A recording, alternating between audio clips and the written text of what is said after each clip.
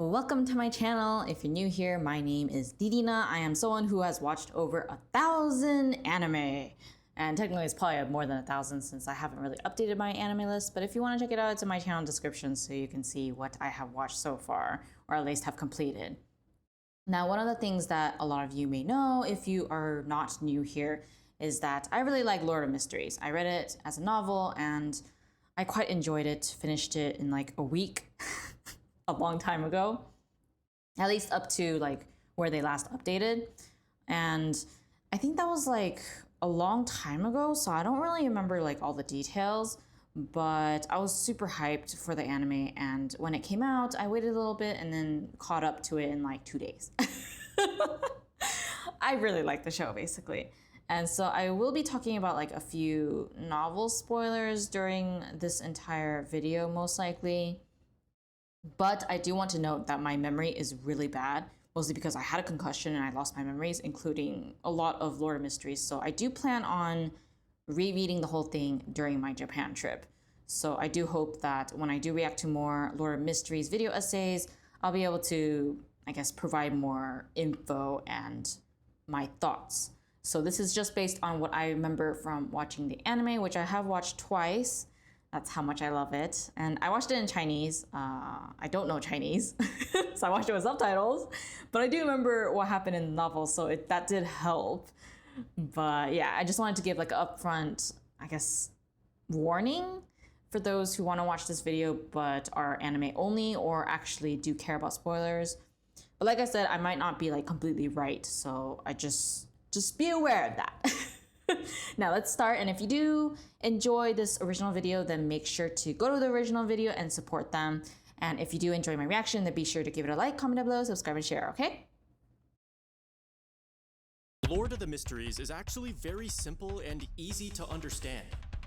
I'm just kidding. I am about to watch it for the first time though, and I don't expect it to feed me all the answers in the first few episodes, especially when the word mystery is literally in the title. So yeah, I'm perfectly comfortable not immediately understanding everything. I may not be a rocket surgeon, but I have seen a ton of anime, so it can't be that confusing, right? How complicated? Okay, I do want to note that Lord of Mysteries is not like a typical shonen anime. And what I mean by that, as someone who actually watched it, I try not to, like, I'm trying to keep it PG-13 here, but a lot of anime. Shonen anime is meant for children, for kids. And kids, you know, do not have a developed brain, so they get spoon-fed every single thing. Like, they might do like slight mysteries, like you won't find out until a little bit later, but for the most part, it's meant for spoon-feeding so that you'll, I guess, understand the theme, which tends to be something positive. And why? Because it's supposed to be meant for kids. Obviously, though, the audience has changed and a lot of adults like to consume anime too. But let's just be honest here, like a lot of shonen anime and shoujo anime tend to be for kids, those who are still not adults, those who do not have fully developed brains. If you want to compare the series, it's better to compare it to something like seinen or something.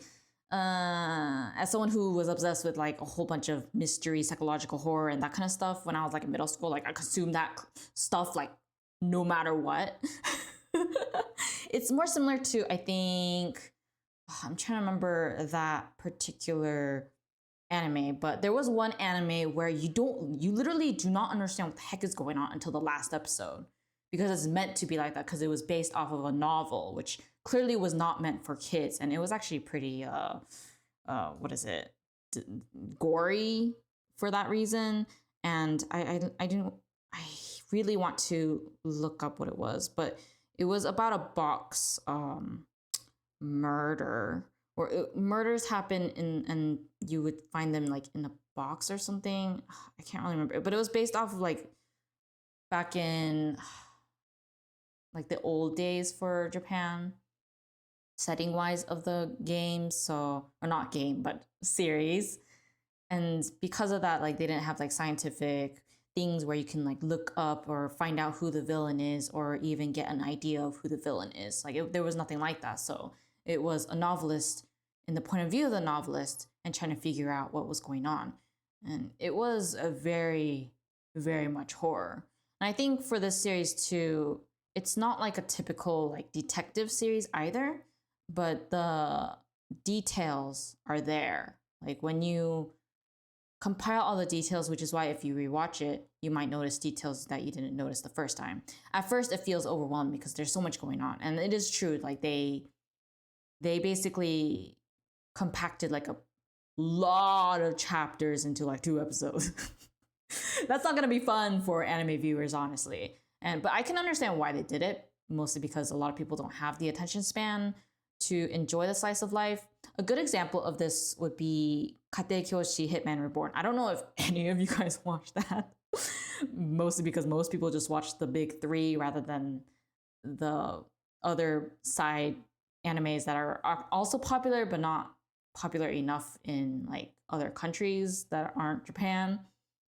But that series is a good example of what it would have been like if Lord of Mysteries took their time in the beginning.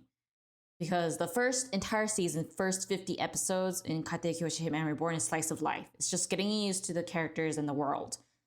And that is what Lord of Mysteries does with its first book too. So that's probably why they compacted it, because most people can't even get through the slice of life part for Kate Kyoshi Hitman Reborn. So why on earth would they want to do the same for Lord of Mysteries when most people are now used to 12 episode animes?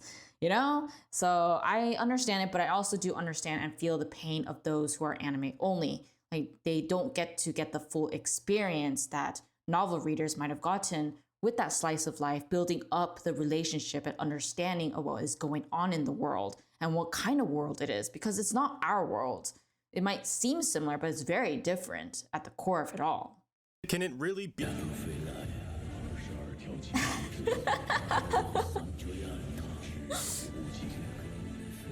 Supreme existence. What the fuck is happening? Alright, so that intro was absolutely insane. I have no idea what I just saw. I won't even attempt to understand any of that yet, but it looked fantastic. The visuals are incredible so far, and this studio is cooking. Whoever's animating this definitely deserves a higher social credit score. Anyway, this guy, our guy, the protagonist, he's not who he is. If I'm not mistaken, Klein Moretti was murdered by himself, and after that, the main character gets transported into Klein's body and becomes him. And the gunshot wound fucking heals itself or some shit, I don't know. Wait, they just said transmigrating. No way. Am I watching an isekai right now? So I guess the main character was just a regular average guy from Earth, but now his new name is Klein because that was the name of the person. And he was a gamer, which is why he likes to reference things. But also, one thing that I felt was kind of a shame was that they didn't include a lot of his thoughts that you would typically hear. So, which I also understand why, because one, it's kind of boring for viewers to watch it. Unfortunately, even though it provides a lot of context, they'll just think of it and joke about like how he's thinking so much in like such few seconds, but yet something's happening. But in most cases, he does think through a lot of his actions before taking them and taking advantage of the situation. I think he's a very careful character, and I think that's smart to do, especially when you're in such a different world and in a body you don't know.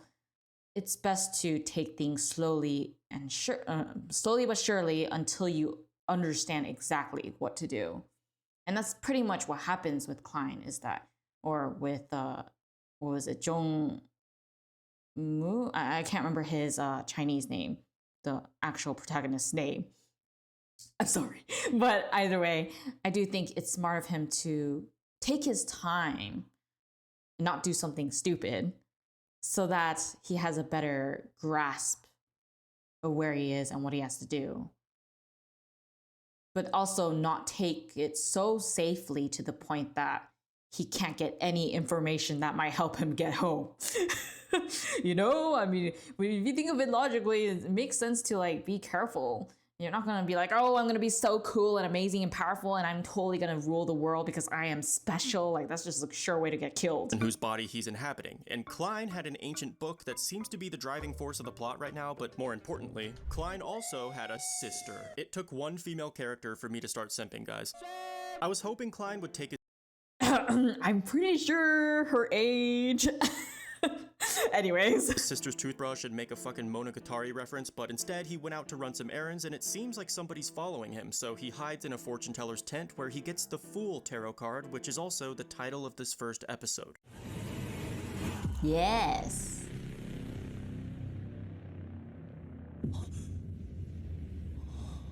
What happens next was so fucking crazy, I actually had to rewatch the entire episode from the beginning just to understand it, but I think I got it now. Back on Earth, our main character It's okay. You can rewatch it for a 5th time when the 2nd season comes out. To get more of the details. thought he was doing a good luck ritual, but it turned out to be a transmigration ritual that sent him here. I don't know how he ended up in Klein's body, but he tries doing the same ritual again, hoping that it would send him back to Earth, but instead it sends him to this gray fog dimension. And somehow he accidentally summons 2 random people as well, so he appears to have tremendous power in this realm. He's able to manipulate things and create structures by using this gay fog. But instead of being all shy and confused like every other anime protagonist would, Klein adapts immediately and starts fucking aura farming. That is not true. In the novel, he was confused and he was kind of scared, but he knew that he had to like take advantage of the situation. So rather than aura farming, he was just trying to adapt and pretend to be someone he's not. To the best of his abilities, from what I remember. So it seems like in the anime, he got everything down and he's like totally confident. No, not really. He's just very adaptable and he's very quick thinking. That's the best way to put it. But it doesn't mean that he's like totally powerful and aura farming and doesn't really react to anything. No, he's probably reacting a lot inside, but you just don't hear it, unfortunately, in the anime compared to the novel, from what I remember. But like I said, novel readers, I lost my memory, unfortunately, from a concussion, and I need to reread the entire novel again, which is kind of great because I get to re-experience everything again. But at the same time, it's kind of annoying because I don't remember a lot of things except for like a few major things whenever the anime reminds me of something. So do correct me if I'm wrong if he actually was confident in this particular moment. But I feel like from my memory, very vague memory, he was not that confident. Or at least he wasn't like, oh, I totally know what to do. No, it wasn't like that either. It was like, I'll try to take advantage of the situation, but I don't know what the heck's going on.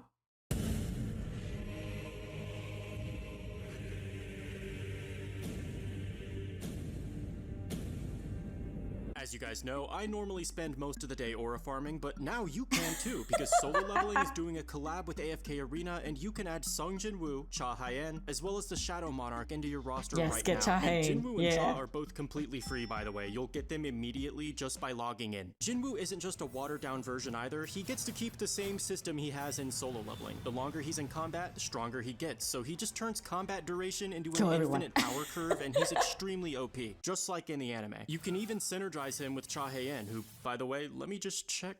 Yep. Still hot. Jinwoo doesn't always have to deal with enemies personally though, so if you activate his Shadow Auto Crusher mode, you don't even have to do anything. You can just summon a Shadow army and sit there aura farming while they kill everything for you. It's the perfect thing to do while you're in a meeting, doing homework, watching hentai, or sleeping. Jinwoo could literally beat this game without even playing it. And that's not all. You also get 10 free summons daily during the first month, totaling over 1,000 free summons, and you can even get a free rare summon by completing daily quests. I can't get away from Gacha no matter what, huh? Arena right now with my link in this video's description to check out this insane collab with Solo Leveling. You can also download it with my QR code on the screen. There you go, you guys. Download it. You don't want to miss out on this event. Thank you again to AFK Arena for sponsoring this video. After the people he summoned ask him who he is and what's going on, Klein plays it off as if he meant to bring them here, and he tells them that his name is the Fool. Honestly, I love this part because I was totally expecting him to be like, where am I? But instead, he's just like, yeah, I am a god. I thought it was funny when the girl asked him a question he didn't know the answer to, so he's just like, this guy will answer your question. He's just such a badass, and I still don't really understand everything that's happening, but this whole anime is extremely cool so far. I believe they explained it a bit more in the novel, but again, I would like it if the novel readers can correct me on that because it has been a while. I really can't wait to just reread the entire novel on my Japan trip like next week. That would be a good time. I mean, by the time this video is released, I would have already read it or caught up. Basically read the entire novel before reading the sequel because I did download it. But either way, I do feel like if only time would go by faster so I could read it already. I'm so frustrated. Like, I feel like I remember things, but at the same time, not sure. It's one of those things where you need to reread it multiple times to remember, or at least for me, that's the case. But thankfully, the book is so good that the moment I pick it up, I'm probably not gonna be able to sleep. Because I have to read the next chapter and next.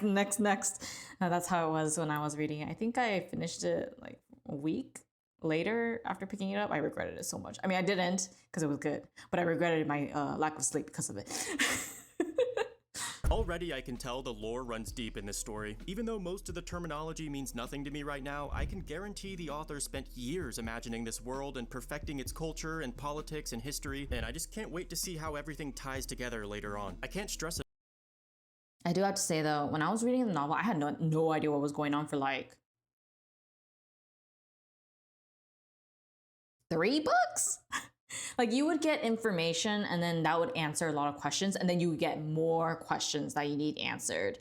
And that was like the most addicting part, is that you know there's hints and they give it to you, and then you just need to read more so you can get the answers, right? But then you get more questions that you need answers, so you read more of the book. Oh, it's addicting. Enough how much fun it is to be welcomed into a brand new world where I don't know shit. Every plot point is new and exciting, and there's just endless possibilities because I haven't been spoiled yet. And that's a feeling that I dearly miss from series like Mushoku Tensei, Re:Zero, and other anime that I read the novel for, because being an anime only is so much better, so I'm gonna try to savor this blissful ignorance of being an anime only for as long as possible. I do have to say though, even if you were a novel only, you would also still be very confused until book 3 maybe, and maybe book 4. Actually, no, you would still be confused. So you don't lose that feeling at all for Lord of Mystery, which is why a lot of people love the series. Or at least that's how I feel in particular. Like, typically when you get information, it just answers it and you're like, oh, okay, that's fine. But then for this one, it's like, you get answers and then you have more questions. There's like no end to it. It's to the point where before the ending for the novel was released, I really wasn't sure where this was going, because it just felt like I just wanted it to continue forever. That's how good it was. Because right now I'm having a great time. I am a bit disappointed to see that there's only going to be 13 episodes. Honestly, I was Oh, don't worry, there's gonna be 7 seasons total and they're all confirmed. hoping for 25, but anyway, just finished episode 2, and I think I understand the power system now. I'm gonna try to explain it, so please correct me if any of this is wrong, but from my understanding, by drinking a very special and intricate potion, people can become beyonders, which are basically people with abilities beyond a normal human. And these beyonders are classified by 22 different pathways, which are... If you read wuxia or consumed any wuxia content, then it's actually pretty easy to understand, because it's very similar to the wuxia power system. It's just the wrapper is different. With the sects, instead of the sect, it's like what is it, groups or whatever, and instead of reaching like certain levels, it's numbers, and so on and so forth. Like the classes you pick at the start of a video game. You know, stealth archer, warrior, wizard, very much stealth like archer, video game healer, too. berserker. Each pathway has 9 sequences, which are like Pokemon evolutions, where you get stronger every sequence until at the end you're practically a god. And typically in this type of story, they like to go hella deep with it, so I bet there's even something beyond the final sequence if I had to bet, but try not to spoil me if you know. The main character, Klein, chooses the seer pathway, which appears to be a non-combat class for the most part, or I guess it's more accurate to call him a support character. He's not gonna win a 1v1 with a warrior, but I think one of the other things I liked about Lord of Mysteries is the fact that he didn't choose to be a DPS, which typically you tend to see in like shonen anime, and in most cases a lot of other ones too. Like, they want to be special, they want to be powerful, then usually the DPS type of class is what people would go for. And even if it's a support character, it's one that typically can do some kind of fighting ability, like mage. But I feel like Lord of Mysteries was different in that sense, where he's actually a support character, or role, I guess, support role rather than character. So that's another thing I enjoyed, because you feel the danger a lot more, because he can't really like fight compared to the others. He has to stay in the back. But it also fits him well because he has to observe the world that he's in instead of taking such an active role. in order to make the best use of his situation. But he's able to do some utility shit like finding missing people and stuff. Obviously, down the line, he'll probably get some more abilities and maybe even some combat ones. I have no idea what direction the story is going, but I do have a suspicion, a bit of a game theory, if you will. I think our main character isn't just a Sequence 9. There's just something about him that feels more special than that, especially in the Gray Fog realm where he's definitely more powerful than a Sequence 9. I don't know. Update, I just watched episode 3, which got really bad reviews for some reason. I think people were review bombing it because they like to hate on whatever's currently popular at the time, but that was probably one of the best anime fights I've ever seen. Animation absolutely popped off, and seeing all the different abilities each character has is just amazing. So far, I really love this anime. Alright, so episode 4 was good. It is getting a bit more confusing though. I know it's a mystery anime with the word mystery in the title, but sometimes I'm so lost that it feels like I'm watching the second season of an anime that I didn't watch the first season for. Honestly, the ending scene of episode 4 with the upside down floating goddess or whatever was one of the coolest things I've ever seen. I think they said it's called the True Creator, although it probably would have hit a lot harder if I knew more about it. I think the problem actually is not the anime itself, but our expectations. We've gotten so used to understanding every anime after just watching it once, and this is a different kind of anime that most people are unfamiliar with. Elden Ring. I do have to say, again, I said it before, most people tend to, unless they're playing a game, which, you know, you're more likely to look for things to understand and piece together things, but for things like anime, a lot of people watch, the most popular ones are unfortunately the ones that are actually meant for kids, which is spoon feeding, which isn't a problem. You know, I don't have a problem with it. I watch all kinds of anime. I don't really give a darn if it's for kids, I watch it. But unfortunately, because of that, a lot of people don't tend to watch the things that are like seinen or more psychological in horror or mystery, which is unfortunate because then you aren't used to this, which is why I'm very surprised that Lord of Mysteries actually got popular enough, because quite frankly, I expected it to have the same treatment as like the seinen stuff, where it's good amongst the people who enjoy that kind of content, but it's not really consumed or opted for by the people who don't tend to watch all kinds of anime. And that's one thing I'm very surprised by. There's pros and cons to that particular thing, but for the most part, I'm very happy that people are at least giving it a chance, even though they might not be used to that kind of content. But at the same time, I kind of am a little unsure if that's a good thing or not. You can let me know down below what you guys think in regards to that. But I do love the fact that more people are giving it a chance, and the ones that actually do try to rewatch it, try to understand it by rewatching. I appreciate those people who are coming in and enjoying the series.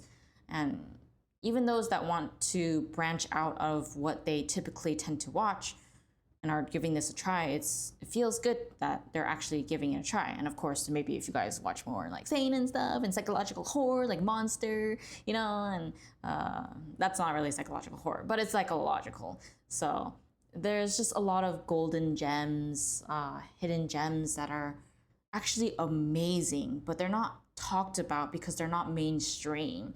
And that's the unfortunate part. And I expected Lord of Mysteries to not be one of the mainstream animes because of the way it's set up and the way that it's going to be set. It feels like a love letter for novel readers more so than like an actual series for anime onlys to consume, which is why it's even more confusing in some ways, I believe.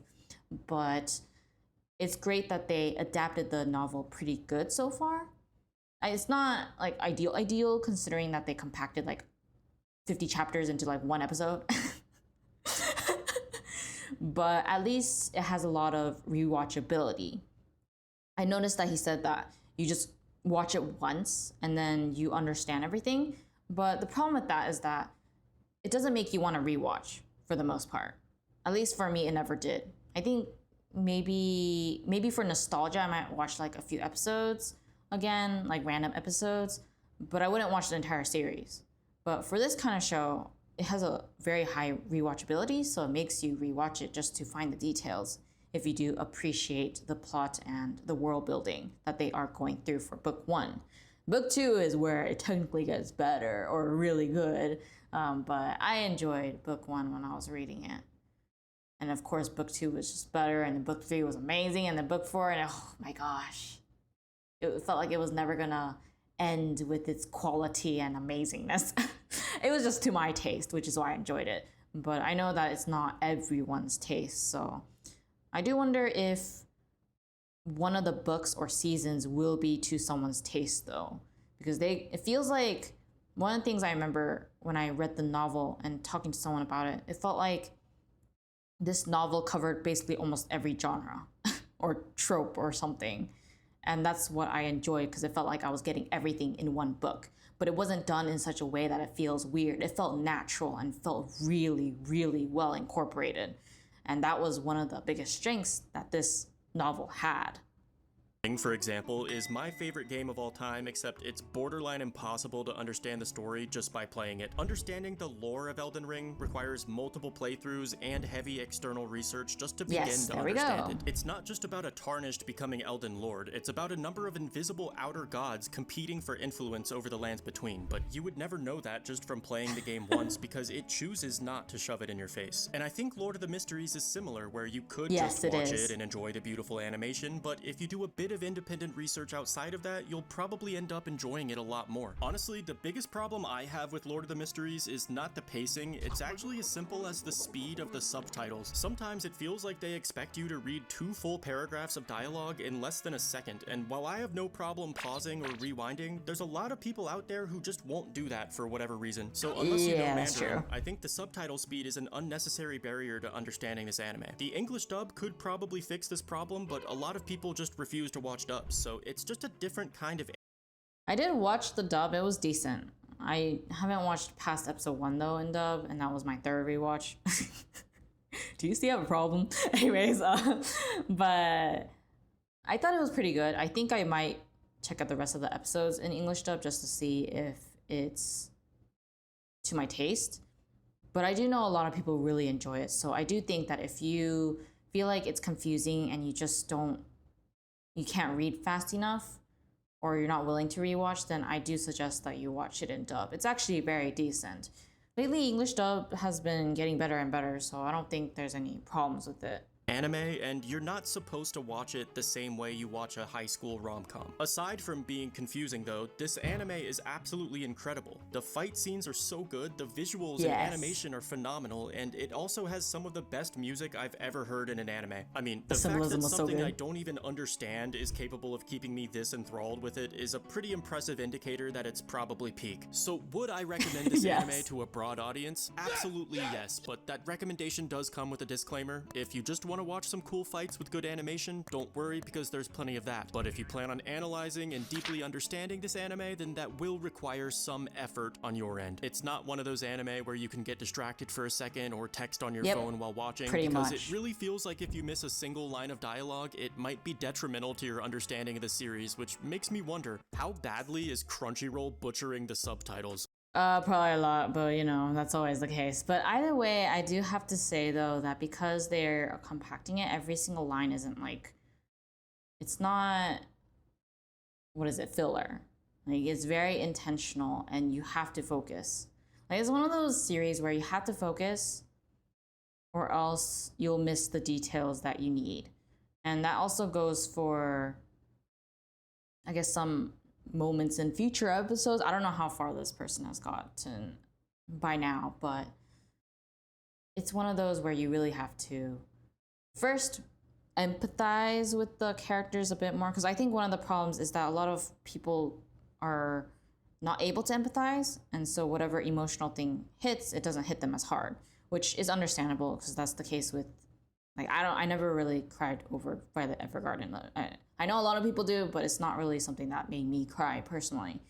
But for me, like, I think it was episode 8 or 9 with old Neil, and like I said, if you haven't watched it and spoilers, then stop right here. And I already said that I was gonna talk about a lot of stuff that are spoilers in the beginning of the video, so I'm sorry if you did not pay attention to what I said about the spoiler warning.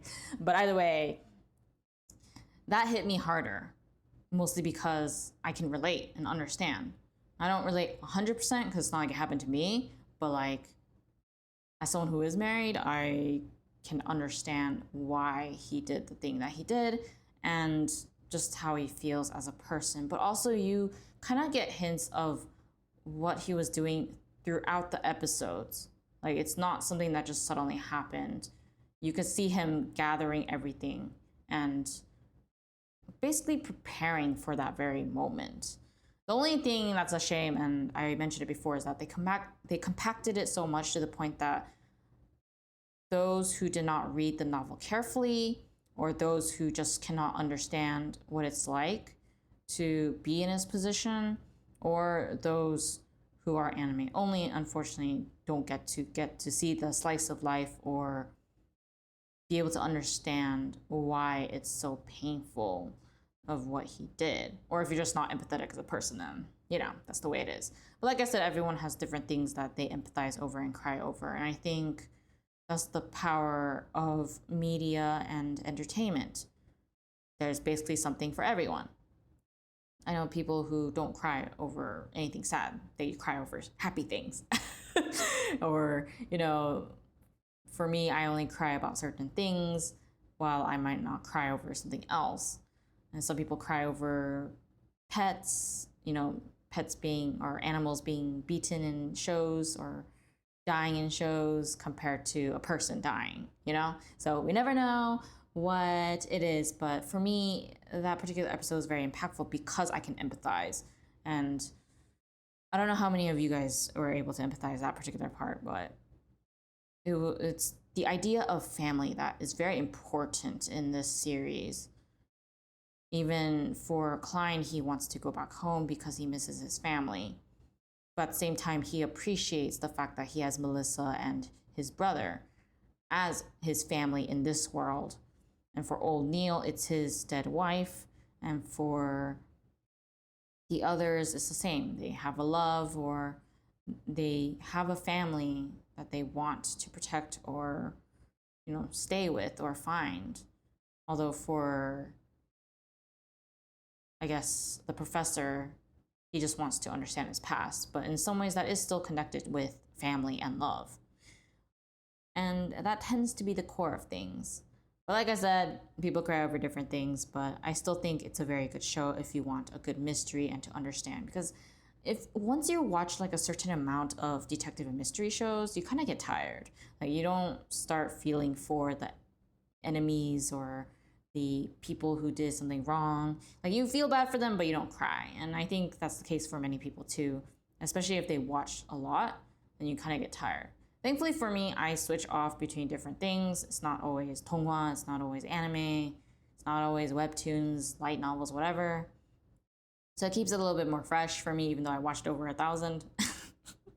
That, and I lost my memories, so that helps too. But either way, I really enjoy Lord of Mysteries, and I hope you do too. I remember they ruined a couple plot points in ReZero by having bad subtitles, but this anime is a totally different level. I mean, it feels like every other word needs to have a hyperlink to a fucking wiki page, so I can't even imagine what the novel readers must be going through with Crunchyroll. Anyway. Oh yeah, I mean, it's okay. No, it's not okay, but it's decent. Like, no, it's not decent. You might as well just watch it on another website. But yeah, it's a good series either way. I really like this anime, and so far it's probably gonna be God tier in my upcoming tier list video, so make sure you subscribe so you don't miss that. Thank you as Okay, so like I said, I think the direction that they're going in is good. I do think that they did a good job with portraying the emotional aspects. I just wish the pacing was slightly better, but it's also pretty good for anime too. If it's only 13 episodes, the pacing is actually good enough. I'm not gonna complain about that. But when it comes to some people's grievances about the anime, it's kind of one of those, like, I wish you just read the novel so that you would get the full emotional impact. You might not cry, but at least you should understand the depth of the emotional impact, even if you don't cry or feel like it's that sad of a thing. But again, that's just my opinion. You don't need to read the novel, but some of the grievances that people have that are anime only and don't understand or can't relate or can't empathize, I do wonder if some of it would be resolved if they actually did read some of the novel parts that build up to that moment a lot better. Not, maybe. At the same time, like book 1 was the weakest in Lore of Mysteries, so maybe it's just inevitable. And maybe season 1 will essentially be the filter so that we'll have a fandom that actually understands what's going on. But at the same time, I appreciate the anime onlys who are giving it a chance despite not understanding everything that's going on, instead of complaining about certain things. I do know that there are some people who have read the novel but still don't enjoy the anime, or they just don't think it's that great, or that it's not as sad compared to other stuff. But like, we don't need to compare, just enjoy what you see here. And if it's not to your taste, then you can drop it. It's totally fine. I dropped like over 500 animes, even though some people really like some of them. You know, it's just a matter of preference, your life experience, your ability to empathize, and what you prefer. It just comes down to what you prefer. If you don't like it, it's okay to drop. I've dropped plenty. Seriously. Well, at one point there's like over 1,000 anime. You have plenty you can choose from. But for those who do decide to stick with Lord of Mysteries and enjoy it, even if they might not like empathize with all the emotional moments. Like for me, I never really empathized with the professor's past. Like I thought it was sad, but it didn't make me cry.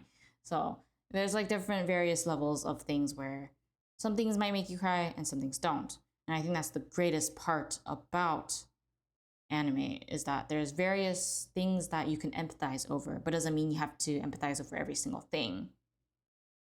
And yeah, that's pretty much what I want to talk about. And I really enjoyed this video. It was really nice seeing it in the point of view of someone who's anime only and just trying to figure things out.